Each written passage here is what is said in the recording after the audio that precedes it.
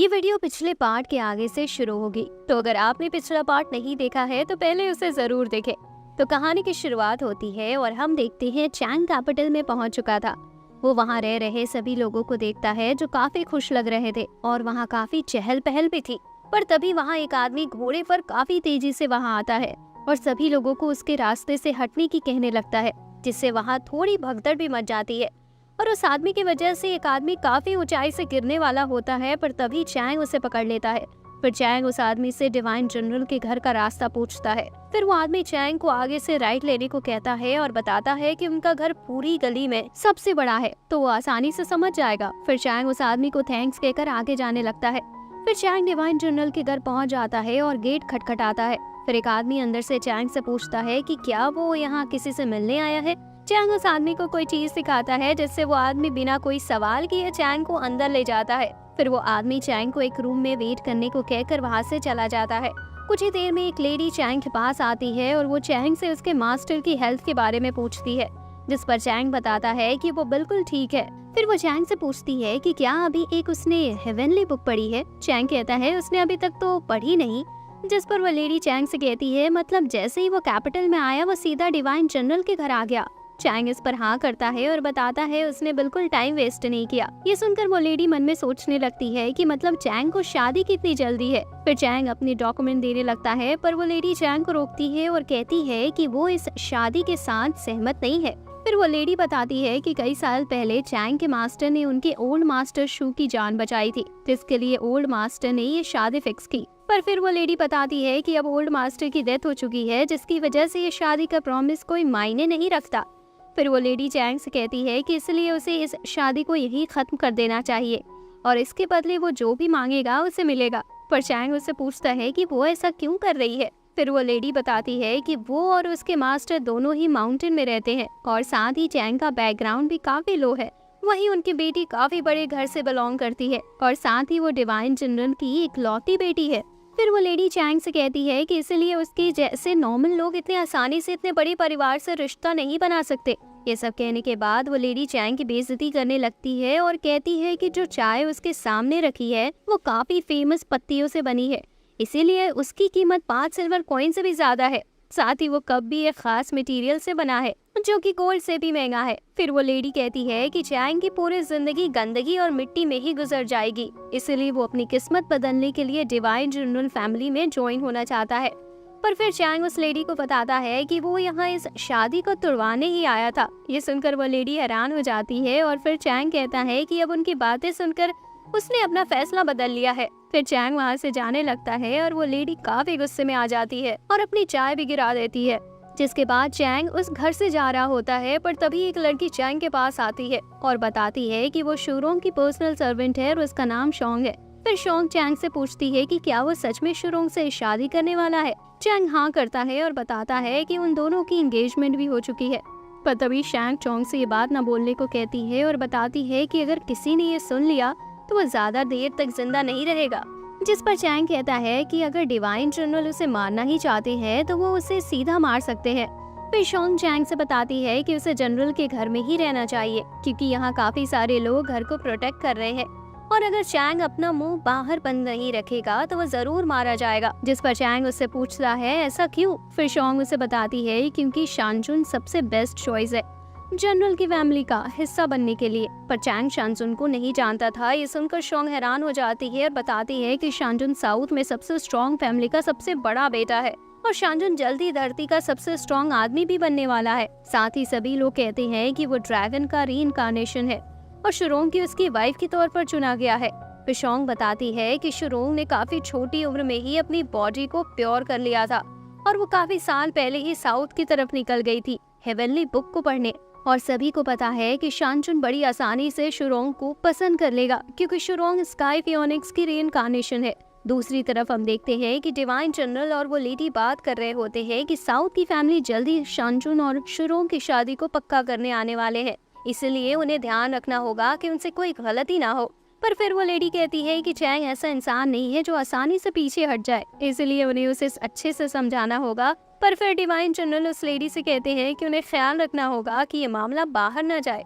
इधर चैंग शोंग से पूछता है कि वो उसे ये सब क्यों बता रही है। शोंग बताती है क्योंकि शुरोंग ने अपने लेटर में चैंग की भी बात की थी और वो उससे शादी करना तो बिल्कुल नहीं चाहती। हालांकि वो ये भी नहीं चाहती कि चैंग बेकार में मारा जाए। फिर चैंग शोंग का थैंक्स करके वहां से जाने लगता है, पर शोंग उसे रोकती है और कहती है कि अगर वो अभी गया तो मारा जाएगा। फिर शोंग कहती है कि उसे इस शादी को तोड़ देना चाहिए।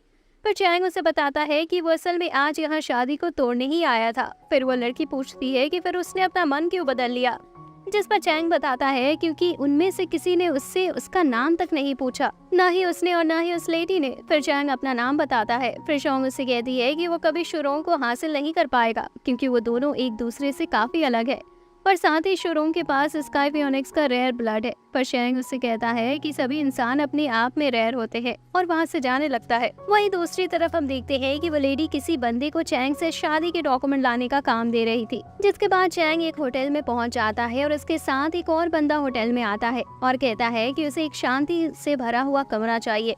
फिर ऑनर उन दोनों को एक एक रूम दे देता है। वहीं दूसरी तरफ शोंग शुरोंग को लेटर भेजती है जिसमें वो बताती है कि आज चैंग घर आया था शादी का डॉक्यूमेंट लेकर और वो बताती है कि उसे नहीं पता लेडी ने उससे क्या कहा, पर उससे वो काफी गुस्से में आ गया और असल में वो खुद शादी तोड़वाने आया था, पर अब उसने अपना मन बदल लिया है और साथ ही उसे किसी भी चीज का डर नहीं है। फिर हम उसी रात का सीन देखते हैं जहाँ एक निंजा छत पर भागता हुआ चैंग के रूम में पहुंच जाता है।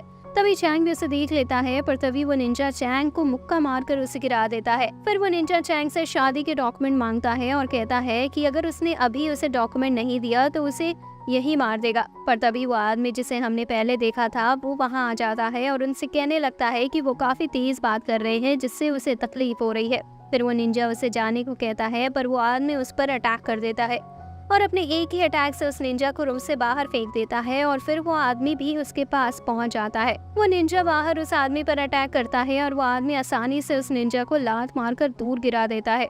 जिसके बाद हम नेक्स्ट डे का सीन देखते हैं जहां चैंग उस आदमी को कुछ साफ और अच्छी सब्जी देता है और कहता है कि वो काफी गंदी सब्जी खा रहा था, जिस पर वो आदमी पूछता है कि क्या इससे वो मर जाएगा। चैंग बताता है कि इससे वो मरेगा तो नहीं, पर उसकी मौत का दिन जल्द ही आ जाएगा। चैंग ये बातें सुनकर वो आदमी काफी अजीब सा मुंह बना लेता है। जिसके बाद हम देखते हैं कि काफी सारे लोग एक काफी फेमस एकेडमी में ज्वाइन होने के लिए टेस्ट दे रहे होते हैं, जिसमें उन्हें एक पत्थर को टच करना था। अगर उनमें पार होगी तो वो पत्थर चमकने लगेगा, वरना कुछ नहीं होगा। तभी एक लड़का वहाँ आता है और उस पत्थर को उठाता है, पर उसके उठाने से कुछ नहीं होता, इसलिए दो गार्ड्स उसे बाहर ले जाते हैं। दो आदमी बैठकर बात भी कर रहे होते हैं कि एक आम इंसान के छूने से उस पत्थर को कुछ भी नहीं होगा। तभी वो आदमी वहाँ आता है जिसने चैंग की जान बचाई थी और उसके पत्थर को छूते ही वो काफी तेज चमकने लगता है, जिससे सभी लोगों को पता चल जाता है कि वो तो वेन शुई फैमिली का टैंक है। वो दो लोग जो देख रहे होते हैं वो भी काफी हैरान हो जाते हैं और तभी वाइस प्रेसिडेंट भी बाहर आते हैं और टैंक को देखते हैं। इसी के साथ टैंक हेवनली एकेडमी के टेस्ट में पास हो जाता है और उसे एक बैच भी दिया जाता है। जिसके बाद चैंग भी आगे आता है और जैसे ही वो पत्थर को छूता है कुछ भी नहीं होता। ये देखकर सभी हंसने लगते हैं और टैंक सिर्फ उन सभी की तरफ देखता है और वो सभी चुप हो जाते हैं। फिर चैंग वहाँ से जाने लगता है, पर तभी टैंग उसे रोकता है और उससे पूछता है कि क्या उसे नहीं पता कि ये कैसे किया जाता है। फिर टैंग उसे बताता है कि लास्ट ईयर उसने ग्रेट ट्रायल में हिस्सा लिया था और उसकी 36th रैंक आई, इसलिए उसने अपना नाम बदलकर टैंक 36 कर लिया। पर इस बार वो और अच्छा करना चाहता है और बताता है कि पिछले साल शुरोंग की रैंक 2nd थी, इसलिए वो कम से कम 3rd तो आना चाहता है। पर फिर चैंग उससे पूछता है कि अगर वो 3rd आ गया तो क्या वो फिर से अपना नाम बदलेगा। ये सुनकर टैंक सोच में पड़ जाता है। फिर टैंक चैंग से पूछता है कि वो क्या करना चाहता है। चैंग बताता है कि उसे फर्स्ट आना है। ये सुनकर टैंक काफी हैरान हो जाता है, पर तभी टीचर खड़े होते हैं और कहते हैं कि जो भी टेस्ट में पास हो चुका है वो दूसरे रूम में जाकर रिटर्न टेस्ट दे सकता है। पर टैंक के साथ साथ चैंग भी रिटर्न टेस्ट देने जाने लगता है, पर टीचर चैंग को रोकते हैं और कहते हैं कि उसने स्टोन टेस्ट को पास नहीं किया तो वो कैसे रिटर्न टेस्ट देने जा रहा है। परफेक्ट चैंग बताता है कि उसने ये टेस्ट पास नहीं किया, पर फिर भी वो हेवनली एकेडमी में ज्वाइन हो सकता है। फिर चैंग बताता है कि heavenly academy rule book page 17 paragraph 4 line 8 के मुताबिक रिटर्न टेस्ट ही है जो सच में किसी स्टूडेंट को सही में एकेडमी में ज्वाइन करा सकता है। साथ ही 7 साल पहले बिल्कुल ऐसा ही केस सामने आया था। स्टोन टेस्ट सिर्फ एक गाइडलाइन है क्योंकि इससे जल्दी पता लग सकता है कि कौन टेस्ट पास कर सकता है, पर ऐसा नहीं है जिसमें फेल हो गया वो रिटर्न टेस्ट ही नहीं दे सकता। पर फिर टीचर कहते हैं कि ऊपर वो ऐसे रूल्स नहीं तोड़ सकता, जिस पर चैंग कहता है कि अगर वो उसे अंदर जाने दे तो ये सही मायने में रूल्स का सम्मान होगा। ये सुनकर टीचर भी सोच में पड़ जाते हैं कि क्या सच में 7 साल पहले ऐसा इंसिडेंट हुआ था। सभी खड़े लोग भी सोचने लगते हैं कि क्या ऐसा कुछ हुआ भी था या वो सिर्फ अपने मन से बना रहा है। पर तभी वाइस प्रेसिडेंट वहाँ आ जाते हैं और टीचर को बताते हैं कि 7 साल पहले सच में ऐसा एक केस था, इसलिए उन्हें उसे जाने देना चाहिए। फिर टीचर भी चैंग को जाने की इजाजत दे देते हैं और उसे कहते हैं कि वो कभी टेस्ट पास नहीं कर पाएगा क्योंकि टेस्ट काफी ज्यादा मुश्किल होता है। वो अंदर जाकर सिर्फ अपना टाइम ही वेस्ट करेगा। पर फिर भी चैंग टेस्ट देने की कहता है और बताता है कि वह जरूर टेस्ट पास कर लेगा। जिसके बाद हम देखते हैं कि सभी स्टूडेंट रिटर्न टेस्ट दे रहे होते हैं, जिनमें चैंग भी था और वो याद कर रहा था कि उसके मास्टर ने उसे 3000 हेवनली बुक याद कराई थी, जिसमें हीलिंग से लेकर सब कुछ था। काफी देर बाद उनका टाइम खत्म होता है और सबसे पहले चैंग जाकर अपना टेस्ट टीचर को दे देता है। टीचर देखते हैं और बताते हैं कि सभी सवालों के जवाब दिए गए हैं और उन्होंने इतने अच्छे और पूरे आंसर सालों से नहीं देखे। फिर टीचर चैंग को कहते हैं कि उन्हें वो टेस्ट वाइस प्रेसिडेंट के पास ले जाना होगा। फिर उसके बाद टीचर वो टेस्ट वाइस प्रेसिडेंट के पास ले आते हैं और उन्हें दिखाते हैं। वाइस प्रेसिडेंट भी इतने अच्छे आंसर देकर काफी हैरान होते हैं। कुछ देर बाद टेस्ट का रिजल्ट आता है और टीचर चैंग को बताता है कि वो पास हो गया। पर टीचर चैंग से कहते हैं कि उसे यहाँ बेकार में इंतजार नहीं करना चाहिए क्योंकि उसका नाम कहीं नहीं है। जिस पर चैंग कहता है कि वो एक बार फिर अपना टेस्ट देखना चाहता है, पर टीचर बताते हैं कि वो ऐसा नहीं कर सकता। ये हेवनली एकेडमी का रूल है, इससे हम एकेडमी को रिस्पेक्ट दिखाते हैं। अगर वो फेल है इसका मतलब वो फेल है। फिर चैंग वहाँ से जाने लगता है, पर तभी टैंग भागकर वाइस प्रेसिडेंट के पास जाता है और उनसे कहता है कि उसने खुद देखा था चैंग का टेस्ट काफी अच्छा था और टीचर ने भी कहा था कि ऐसा टेस्ट उन्होंने सालों में नहीं देखा। फिर वाइस प्रेसिडेंट बताते हैं कि ये सच है कि चैंग काफी होशियार है और उसका टेस्ट पिछले टॉप रैंक वालों जैसा था और अगर वो उनके पास कुछ टाइम पहले आया होता तो वो जरूर उसे खुद एकेडमी में ज्वाइन कर लेते, पर वो अब ऐसा नहीं कर सकते। टैंग पूछता है पर ऐसा क्यों, वो अब चैंग को क्यों एक्सेप्ट नहीं कर सकते। वाइस प्रेसिडेंट बताते हैं क्योंकि उसे पहले ही डिवाइन जनरल ने एक्सेप्ट कर लिया है। फिर टैंग उनसे पूछता है कि क्या सच में हेवनली एकेडमी को डिवाइन जनरल के ऑर्डर्स मानने पड़ते हैं। वाइस प्रेसिडेंट बताते हैं कि पहले नहीं, पर अब उनकी फैमिली में ऐसा कोई है, उसकी वजह से उन्हें मानने पड़ रहे हैं। जिसके बाद हम देखते हैं कि चैंग काफी सारे एकेडमी में ट्राई करता है, पर सभी उसे देखते ही उसे रिजेक्ट कर देते हैं। जिसके बाद शाम हो जाती है और चैंग की लिस्ट में सिर्फ एक एकेडमी बचती है। तभी हम देखते हैं कि एक निंजा चैंग का पीछा भी कर रहा होता है। फिर चैंग कुछ लोगों से ऑर्थोडॉक्स एकेडमी जाने का रास्ता पूछता है, पर ये सुनकर वो लोग काफी गुस्से में आ जाते हैं और उसे पूछने लगते हैं कि उसे वहाँ क्यों जाना है। फिर चैंग बताता है कि उसे उस एकेडमी में टेस्ट देना है। ये सुनकर वो सभी लोग अपनी स्वॉर्ड निकाल लेते हैं। ये देखकर चैंग भी अपनी स्वॉर्ड निकाल लेता है।